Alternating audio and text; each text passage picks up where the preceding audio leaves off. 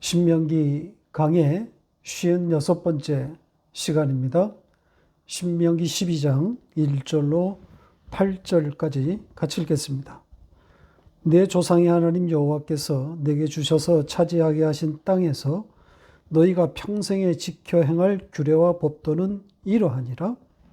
너희가 쫓아낼 민족들이 그들의 신들을 섬기는 곳은 높은 산이든지 작은 산이든지 푸른 나무 아래든지를 막론하고 그 모든 곳을 너희가 마땅히 파멸하며 그 제단을 헐며 주상을 깨뜨리며 아세라상을 불사르고 또 그 조각한 신상들을 찍어 그 이름을 그곳에서 멸하라. 너희의 하나님 여호와께서는 너희가 그처럼 행하지 말고 오직 너희 하나님 여호와께서 자기 이름을 두시려고 너희 모든 지파 중에서 택하신 곳인 그 계실 곳으로 찾아 나아가서 너희의 번제와 너희의 제물과 너희의 십일조와 너희 손의 거제와 너희의 소원제와 낙헌 예물과 너희 소와 양의 처음 난 것들을 너희는 그리로 가져다가 드리고 거기 곧 너희 하나님 여호와 앞에서 먹고 너희 하나님 여호와께서 너희의 손으로 수고한 일에 복 주심으로 말미암아 너희와 너희의 가족이 즐거워할지니라. 우리가 오늘 여기에서는 각기 소견대로 하였거니와 너희가 거기에서는 그렇게 하지 말지니라. 아멘. 우리는 계속 지금 모세의 설교를 보고 있습니다. 오늘도 이스라엘이 이제 들어가서 차지하게 될 가나안에서 일어날 일을 말하고 있습니다. 우리가 읽은 대로 오늘 본문은 모조리 명령문입니다. 이렇게 해라, 저렇게 해라, 이런 거죠. 그러나 원문은 명령문이 하나도 없습니다.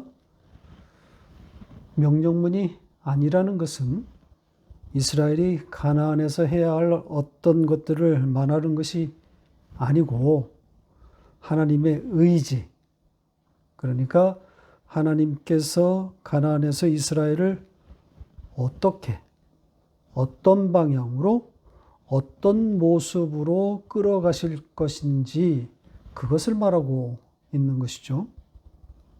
이렇게 읽지 않으면 해석이 안 됩니다. 성경이 엉망진창이 되고 맙니다. 생각해 보세요. 하나님이 자기 백성에게 명하셨는데 그 하나님의 백성이란 자들이 그 말을 들어먹지를 않아요. 하나도 지키지 않는단 말이죠. 그러니 하나님은 바보가 되는 겁니다. 무능한 신으로 전락하고 마는 거죠. 하나님은 줄기차게 말씀하시는데 그의 백성은 줄기차게 거부하고 배반하는 성경의 이 반복되는 패턴을 잘 이해할 수 있어야 합니다. 그러니까 인간의 본질, 그 죄의 본성에 대한 이해가 필요합니다. 오늘 본문이 그다지 어려운 내용이 아니라서 좀 이 주제에 대해서 좀 복습하려고 합니다. 선악과 사건을 가지고 이 죄와 불순종에 갇힌 인간에 대해서 이야기를 하려고 합니다. 이전에도 숱하게 말씀드렸던 내용들이긴 합니다. 우선 창세기 3장으로 가서 좀 말씀을 보겠습니다. 1절로 7절 같이 읽겠습니다. 그런데 뱀은 여호와 하나님이 지으신 들짐승 중에 가장 간교하니라. 뱀이 여자에게 물어 이르되 하나님이 참으로 너희에게 동산 모든 나무의 열매를 먹지 말라 하시더냐? 여자가 뱀에게 말하되 동산 나무의 열매를 우리가 먹을 수 있으나 동산 중앙에 있는 나무의 열매는 하나님의 말씀에 너희는 먹지도 말고 만지지도 말라 너희가 죽을까 하노라 하셨느니라. 뱀이 여자에게 이르되 너희가 결코 죽지 아니하리라. 너희가 그것을 먹는 날에는 너희 눈이 밝아져 하나님과 같이 되어 선악을 알 줄 하나님이 아심이니라. 여자가 그 나무를 본즉 먹음직도 하고 보암직도 하고 지혜롭게 할 만큼 탐스럽기도 한 나무인지라. 여자가 그 열매를 따먹고 자기와 함께 있는 남편에게도 주매 그도 먹은지라. 이에 그들의 눈이 밝아져 자기들이 벗은 줄을 알고 무화과 나무 잎을 엮어 치마로 삼았더라. 하와가 뱀의 유혹을 받아서 선악과를 따먹는 내용입니다. 자, 이 선악과 하나님은 어디에 두었습니까? 동산 중앙입니다. 이 동산은 하나님께서 아담과 하와에게 잘 지키라고 맡겨둔 그들의 터전입니다. 그 터전의 중심에다가 중앙에다가 이 선악과를 두었다는 것. 그리고 그것도 먹음직스럽게 탐스럽게 만들었다는 것. 그리고 이 사탄, 뱀의 다른 이름인 거죠. 사탄에게 그 접근할 수 있도록 허용한 것. 이 부분들을 잘 봐야 합니다. 서로 맥이 닿아 있다고 생각이 안 듭니까?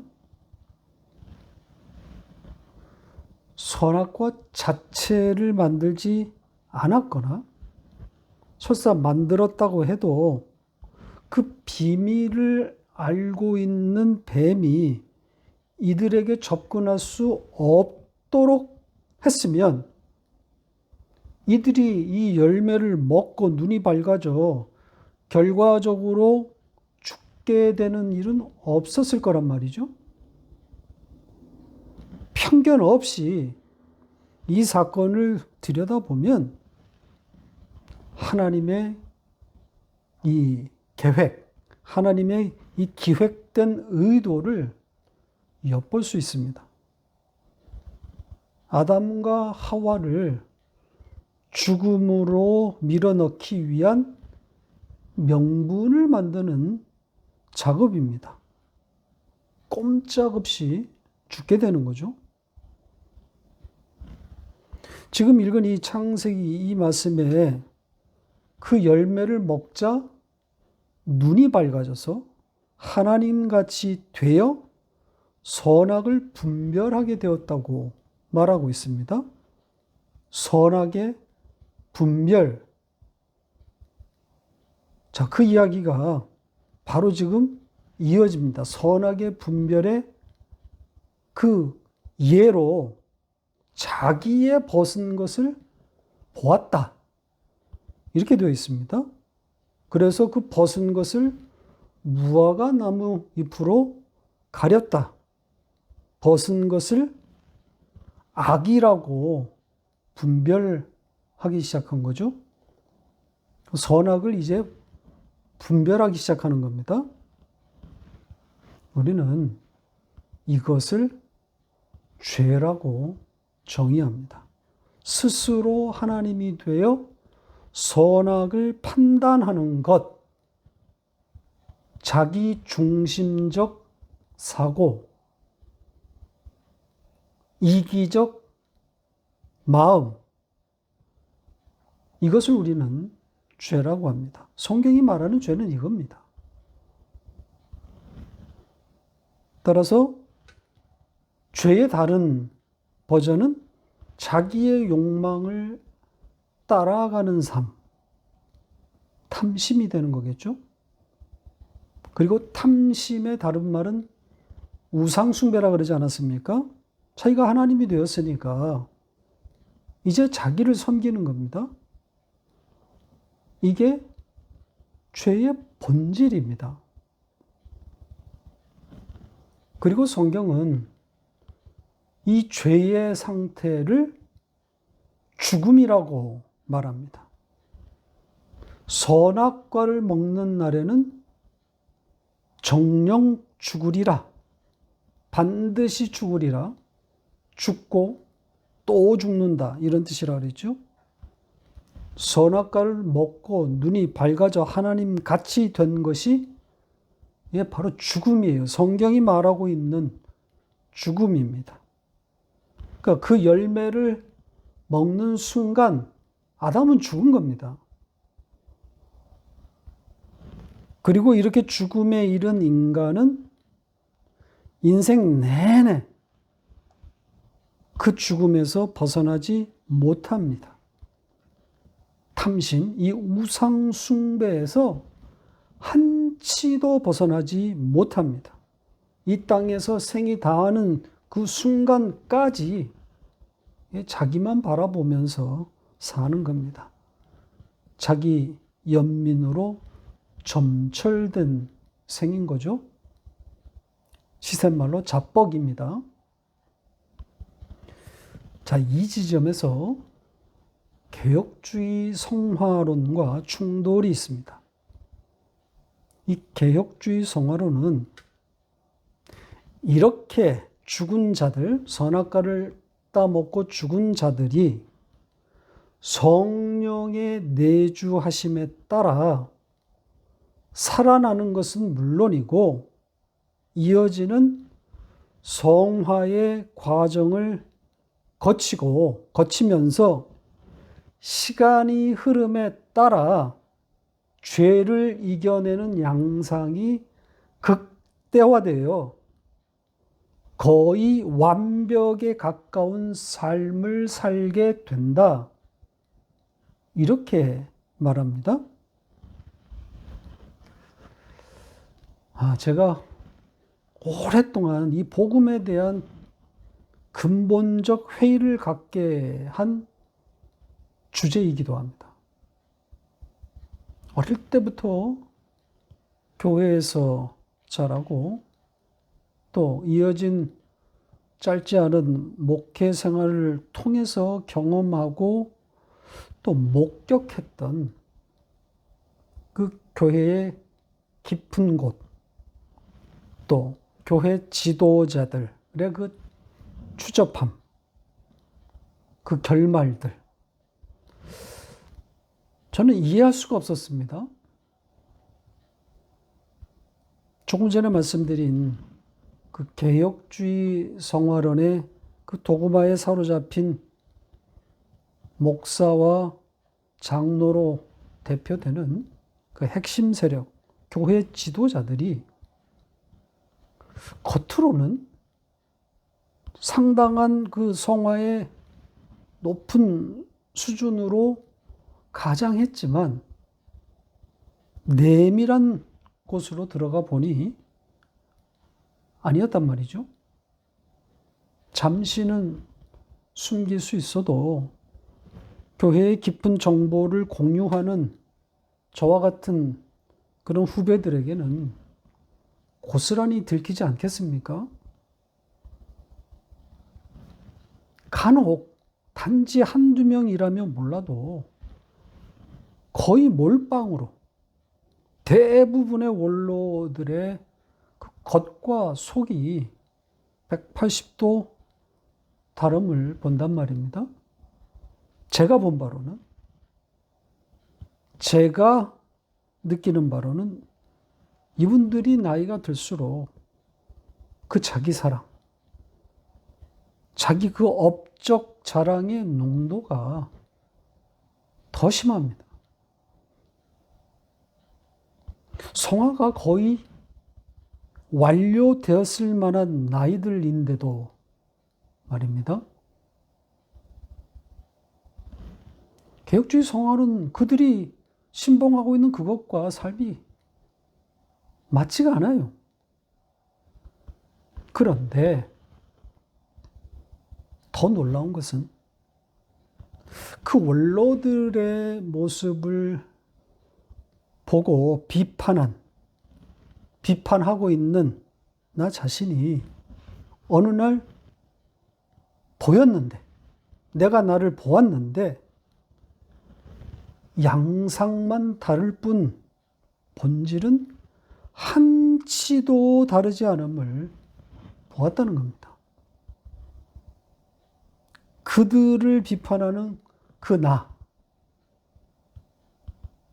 나가 너무 자랑스럽고 기특했습니다. 그러니 나 역시 자뻑이었던 거죠. 지금도 별로 달라진 것이 없어요. 이젠 거의 사람들을 만나지 않다 보니까 나를 돋보이게 할 무대도 없어서 다 됐다 싶었는데 그게 아니더라고요. 환경이나 상황이 나를 어떻게 하고 있는 것이 아니라 이 나라고 하는 사람이 바뀌지 않는구나. 나아가 나이가 들수록 더 나를 붙들게 됨을 어떻게 제어할 수가 없어요. 건강이 무너져 보고, 제가 오랫동안 투병 생활하지 않았습니까? 또 이제 나이가 들면서 몸의 기능이 어쩔 수 없이 쇠약해지다 보니 오히려 나에 대해서 더 챙기게 되는 겁니다. 뭐 의학적으로 어떤 이론이 있는지는 모르겠지만 나이가 들수록 더 섭섭하고 잘 삐지고 다시 아기가 되어가는 것 같습니다. 나만 그런가? 이런 생각을 하면서 아름다운 죽음으로 생을 마감했다는 분들을 떠올려 보기도 했는데요. 예수님처럼 다 이루었다. 이제 다 나를 내려놓았다는 분들, 그렇게 생을 마감하고 그런 고백을 했다는 분들, 다시 생각해 봤습니다. 그들이 고백했다는 그것들 어떻게 평가해야 하는가? 별 생각을 다 해봤습니다. 혹시 율법주의적 이런 개혁주의 성화론 이런 도구마에 세뇌돼서 끝까지 자기 도취는 아니었을까? 평생 붙잡고 온 이 율법주의, 이 성화주의 이런 것 때문에 근사한 마지막이 되어야 한다는 강박은 아니었을까?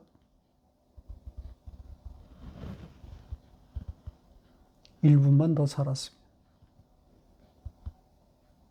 그 사람, 내가 사랑했던 그 사람 한 번만 더 봤으면, 가고 싶어 했던 그곳 한 번만 더 가봤으면, 먹고 싶은 것, 그거 한 번만 더 먹어봤으면, 이런 그 자기를 향한 이 마음을 숨긴 채 내 마지막은 이래야 한다. 자신이 그려놨던 그 모습에 매몰된 마지막은 아니었을까? 물론 성령의 개입으로, 강권적인 개입으로 거기에서부터 터져 나온 그 하늘적 고백, 그걸 부인하는 건 아닙니다. 저도 그렇게 내 생이 마감되기를 원해요. 하지만 그것도 내 마음대로 되는 게 아니지 않습니까? 모든 성도가 다 그런 죽음을 맞이하는 것이 아니란 말이죠. 그런 죽음도 있고 아닌 죽음도 있고, 반대로 처참한 죽음을 맞이할 수도 있습니다. 시신도 수습되지 못하는 그런 죽음을 맞았다고 그의 신앙 여정을 폄훼할 수 있습니까? 질병의 고통과 오랜 투병, 나아가 치매, 정신질환, 심지어는 그로 인한 자살, 이런 삶을 마감하는 경우도 얼마든지 있단 말입니다. 개혁주의 성화로는 이런 성도의 비극적 종말에 대해 설명할 길이 없습니다. 이 성화의 끝, 즉 이 영화라는 그 영광스러운 생을 마감해야 하는 것인데, 종종 발생하는 흔히 볼 수 있는 이 성도의 처참한 죽음을 설명하지 못합니다. 그럼 성경은 인간을 어떻게 평가하고 있을까요? 특히 중생을 하고 난, 그러니까 믿음을 갖게 된 후에 성도에 대해서 어떻게 말하고 있습니까? 바울 사도는 하나님이 모든 인간을 죄와 불순종, 순종치 아니함에 가두었다고 말하고 있습니다. 확인하고 가겠습니다. 갈라디아서 3장 22절 같이 읽겠습니다. 그러나 성경이 모든 것을 죄 아래에 가두었으니 이는 예수 그리스도를 믿음으로 말미암는 약속을 믿는 자들에게 주려 함이니라. 자, 죄 아래 가두었다는 표현이 나오죠. 왜 죄 아래 가두었다 그럽니까? 믿음으로, 예수 그리스도를 믿음으로 말미암는 약속을 주기 위함이다. 예수 그리스도를 믿는 믿음, 오역입니다. 예수 그리스도의 믿음입니다. 그러니까 하나님의 믿음으로 말미암는 약속, 그것을 주기 위함이다. 로마서 11장으로 가볼까요? 30절로 32절 같이 읽겠습니다. 너희가 전에는 하나님께 순종하지 아니하더니 이스라엘이 순종하지 아니함으로 이제 국류를 입었는지라. 이와 같이 이 사람들이 순종치 아니하니 이는 너희에게 베푸시는 국률로 이제 그들도 국률을 얻게 하려 하심이라. 하나님이 모든 사람을 순종하지 아니하는 가운데 가두어 두심은 모든 사람에게 긍휼을 베풀려 하심이로다. 자, 여기서는 순종치 아니함 가운데 가두었다 그러죠. 그 목적, 그 이유가 뭐라 그럽니까? 긍휼을 베풀려 하십니다. 그리고 이 말씀 잘 읽어보면 정말 희한한 내용입니다. 순종치 아니함으로 순종치 아니하니 긍휼을 입은 것이다. 순종치 아니하는 것으로 긍휼을 입었다. 이해가 되십니까? 순종치 아니함에 가두어야 긍휼에 이르게 된다는 이 논리 이해가 되시나요? 이런 말씀들이 이해되어야 합니다. 약속과 긍휼, 은혜의 다른 말 아니겠습니까? 그 은혜가 무엇인지를 알게 하려고 죄와 불순종에 가둔 거란 말이죠. 아까 말씀드린 선악과 사건에 대한 해석과 같은 말씀입니다. 선악과를 먹여서 죽여 은혜의 자리로 끌어오는 거란 말이죠. 그래서 죽여서 어떻게 살아나는지, 어떻게 살아났는지를 가르치려는 겁니다. 제가 지금 말씀드리고 있는 이 흐름을, 이 성경의 흐름을 이해하지 못하면 단언컨대 성경을 제대로 읽을 수 없습니다. 아까 말씀드린 것처럼 하나님은 바보가 되고 무능한 신이 되는 겁니다.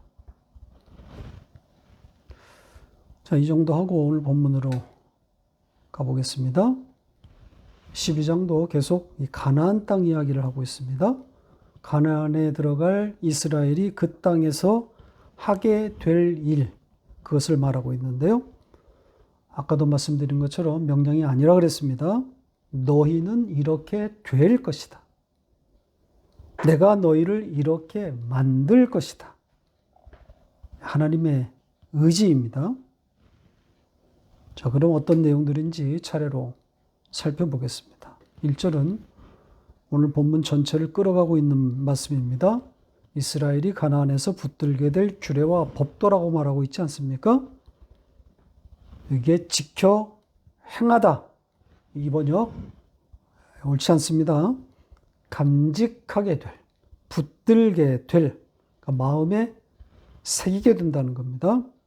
자, 이스라엘이 마음에 새기게 될 규례와 법도에 대해서 이제 2절부터 공교롭게도 12개, 완전수인 12개의 문장, 12개의 동사를 사용해서 자세하게 말씀하고 있습니다. 자, 이제 요약하면서 정리해 보겠습니다. 첫 번째 내용은 2절에 나와 있는 내용인데요. 가나안의 우상 신전들을 완전히 부수게 될 것이라는 내용입니다. 가나안 부족들이 섬기고 있는 그 우상들, 그것을 모신 높은 산, 또 작은 산, 그리고 푸른 나무들, 그것들을 완전히 파괴할 것이라는 겁니다. 그러니까 가나안은 우상 없는 땅이 되는 거겠죠? 가나안이 바로 그런 곳이라는 겁니다. 우상이 다 무너지는 곳, 우상이 없는 나라, 하나님만 섬겨지는 곳, 이런 의미 아니겠습니까? 하나님 나라의 현실을 말하고 있는 겁니다. 3절로 갑니다. 총 5개의 문장이 등장합니다. 그러니까 이스라엘이 이제 마음에 새기게 될 5가지의 규례와 법도라는 거죠. 첫째는 그들의 제단을 깨뜨릴 것이다. 이렇게 말하고 있습니다. 제단, 일반적으로 제물이 바쳐지는 단입니다. 둘째는 그들의 주상을 깨뜨릴 것이다. 이렇게 말하고 있습니다. 주상, 서 있다라는 뜻입니다. 그러니까 아마도 우상 그 신전을 바치고 있는 기둥들이라고 보시면 될 것 같습니다. 셋째는 아세라상을 불로 태운다는 내용입니다. 자, 아세라에 대해서는 가나안 여신이라는 학설과 가나안의 어떤 특정 그 숲, 나무들이 있는 그 숲을 지칭한다는 학설이 있습니다. 우리 성경은 아세라 상, 형상 이렇게까지 의역했습니다. 자, 무엇이 되었건 가나안의 우상 신전을 말하는 거겠죠. 넷째는 그들이 조각한 신상을 찍어낸다고 말하고 있습니다. 역시 그들이 섬기는 가나안의 우상 아니겠습니까? 그들이 조각한 신상. 다섯째는 그곳의 그 이름들을 제거한다는 내용입니다. 그곳, 그러니까 그 가나안의 우상들이 있는 그 장소와 관련된 이름들, 그 이름을 다 제거하시겠다는 겁니다. 그러니까 우상의 이름을 모조리 없애겠다는 거죠. 이렇게 이 5 내용이 전부 우상과 관련된 내용입니다. 제단을 깨뜨리겠다. 또 우상 신전의 기둥들을 깨뜨리겠다. 아세라를 불태우겠다. 조각한 신상들을 찍어내겠다. 우상의 이름들을 제거하겠다. 그렇죠? 그러니까 앞절인 그 3절과 같은 내용인 거죠. 우상이 없는 땅이 되도록 하겠다. 하나님만 섬기는 땅이 되게 하겠다. 이런 취지입니다. 역시 하나님 나라를 말하고 있는 거겠죠. 하나님 나라의 현실, 천국 현실을 말하고 있는 겁니다. 다음 절인 4절로 갑니다. 여기서는 너희는 여호와 하나님에 대해서는 그렇게 하지 않게 될 것이다. 이게 원문의 취지입니다. 그렇게 하지 않게 된다. 그 앞의 내용을 고스란히 받고 있는 거죠. 그러니까 앞에 그 3절의 그런 것들이 다 없어지고 다 사라진다는 것이니까 하나님만 온전히 계신, 우상들은 다 사라지고 하나님만 온전히 계시는 그런 땅이 될 것이다. 이런 겁니다. 자, 아까도 말씀드렸지만 실제 이스라엘 역사는 그 반대였습니다. 문자적으로 접근하면 해석이 안 됩니다. 그러니까 우상의 그 가나안 땅을 빗대어서 하나님 나라를 지금 설명하고 있는 거예요. 자, 5절. 5절의 앞의 내용은 4절에 부속되어 있습니다. 그러니까 4절에 종속된 문장입니다. 그러니까 그 이유와 배경을 말하고 있는 거예요. 왜냐하면 이렇게 연결되어 있는 겁니다. 그러면서 그 땅에 대한 설명이 이어지고 있습니다. 그 땅은 당신이 거하실 땅이고 그 땅에 당신의 이름을 두었다. 이렇게 말하고 있습니다. 엄청난 내용입니다. 그 땅에 내가 거한다. 그리고 내 이름을 두었다. 그러니까 하나님이 거하시고 하나님의 이름이 있는 곳. 무엇을 말하고 있는 거겠어요? 예, 하나님 나라, 교회 아닙니까? 자, 그리고 이제 5절 뒤에는 그 땅에 너희는 들어가게 될 것이다. 하나님이 거하시고 하나님의 이름을 두신 그곳에 너희가 들어가게 될 것이다. 그러니까 이스라엘이 가나안에서 붙들게 될 규례와 법도 8번째 내용인 겁니다. 그럼 9번째 내용으로 가볼까요? 자, 6절인데요. 너희는 그곳으로 각종 예물들을 가지고 올 것이다. 이런 내용입니다. 이스라엘이 들고 나올 7가지를 말하고 있습니다. 어떤 것들입니까? 번제, 제물, 11조, 또 거제, 소원제, 낙헌제물, 그리고 소와 양의 처음 난 것. 자, 7가지 일일이 다 설명하려면 상당한 양인데요. 이미 레위 강의에서 다 다루었던 내용들입니다. 한마디로 이것들은 다 하나님께 드려지는 예물, 예수를 말하는 겁니다. 어린 양 예수를 말하는 거예요. 전부 예수를 상징하는 단어들입니다. 하나님께 드려지는 제물, 하나님이 받으시는 제물이 이거 하나밖에 없잖아요. 예수. 그 제사밖에 없는 겁니다. 그러니까 예수로 말미암아 세워지는 하나님 나라, 그걸 말하고 있는 거예요. 이 예물이 없으면 하나님 나라는 성립하지 않는 거란 말이죠. 다음 내용으로 가볼까요? 10번째 내용, 11번째 내용, 이렇게 2가지가 나오는 말씀인데요. 7절, 먹고 기뻐했다. 2가지입니다.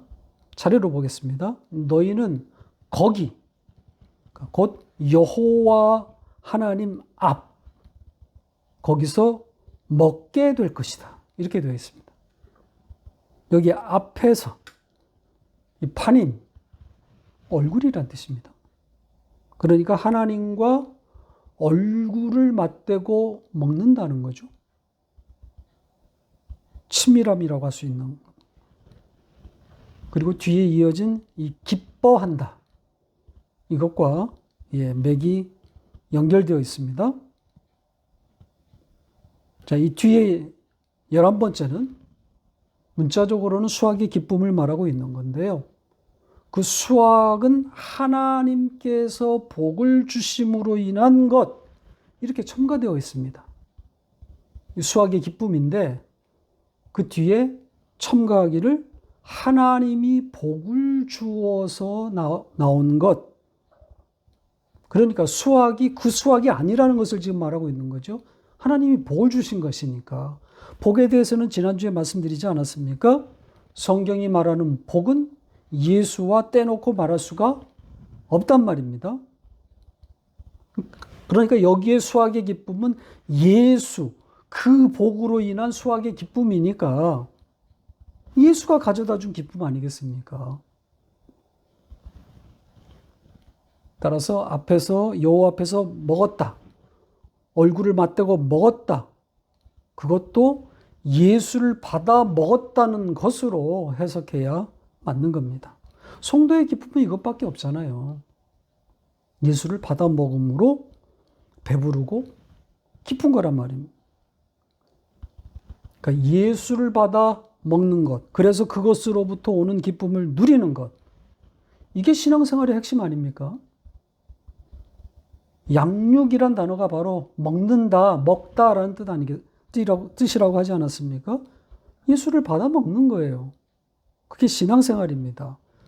그래서 왜 예수가 아니면 안 되는지 그걸 배우는 것이 신앙생활이에요. 자, 이제 마지막 절인 8절로 갑니다. 12번째 내용이 나오고 있는데요. 시간이 언급된 유일한 내용입니다. 오늘이란 단어가 등장합니다. 내용은 그곳에서는 오늘 너희가 하고 있는 그 방식대로 하지 않게 될 것이다. 이런 취지입니다. 그러면서 오늘 너희가 하고 있는 그 태도, 그 방식에 대해서 첨언을 달아 놓았습니다. 각기 소견대로, 직역하면 사람이, 남자가 자기의 눈 그대로 하는 모든 것, 이런 내용입니다. 그러니까 자기 눈이 본 대로 한다는 거예요. 그 높이에서만 한다는 겁니다. 그러니까 가나안 땅에 들어오기 전, 그러니까 들어오기 전까지의 이스라엘의 모든 여정을 바로 여기에 담아놓은 겁니다. 자기가 본 그대로, 너희의 눈이 본 거기까지 그대로만 행해왔어. 눈에 보이는 방식대로만 살아왔다는 거죠. 보이지 않는 세계를 놓쳤다는 의미인 겁니다. 그러니까 그 보이지 않는 그 세계, 그 하나님 나라, 저 너머의 그 세계, 그걸 보지 못했다는 거죠. 하나님 없음인 거예요. 천국 아님을 상징하고 있는 겁니다. 세상이라고 보시면 돼요. 그런 너희가 이제 그 땅에서는 그렇게 되지 않을 것이야. 거기서는 새로운 삶이 펼쳐지게 될 것이야. 내가 그렇게 만들 것이다. 이런 취지입니다. 새로운 세상이 열린다는 거죠. 말씀을 맺겠습니다. 순종치 아니함으로 긍휼을 얻는다. 굉장한 역설입니다. 걸려 넘어질 수도 있는 위험한 말씀이기도 합니다. 순종치 아니하니 긍휼을 얻는다. 막 살아도 되겠네. 이렇게 말씀의 취지를 비껴갈 수 있기 때문입니다. 그래서 위험하다고 말씀을 드린 거고요. 순종치 아니함 이것과 도덕적 방종은 전혀 다른 차원의 이야기이기는 한데 이것에 대한 무지가 가져다 준 혼동입니다. 나중에 기회가 되면 이 주제를 한번 다룰 수 있을 겁니다. 순종치 아니함에 갇힌, 그러니까 순종치 아니하는 자신을 보는 것. 큰 복입니다. 순종치 아니함의 다른 말이 죄라고 그러지 않았습니까? 그리고 탐심, 우상숭배, 이게 다 동의어들인데요. 우상숭배의 그 나, 그 나를 보는 것이 큰 복입니다. 은혜예요. 전에도 순종치 아니하더니 이제도 순종치 않는구나. 이게 바른 고백입니다. 언뜻 전에는 순종치 아니하더니 이제는 순종하는구나. 이게 맞는 고백 같이 보이시죠? 아닙니다. 잘 생각해 보세요. 마지막 내 숨이 멈출 때까지 멈추지 않는 그 불순종, 나의 우상숭배, 그 탐심, 그 나를 고백하는 것이 복입니다. 아무쪼록 이 역설이 이해될 수 있기를 바랍니다.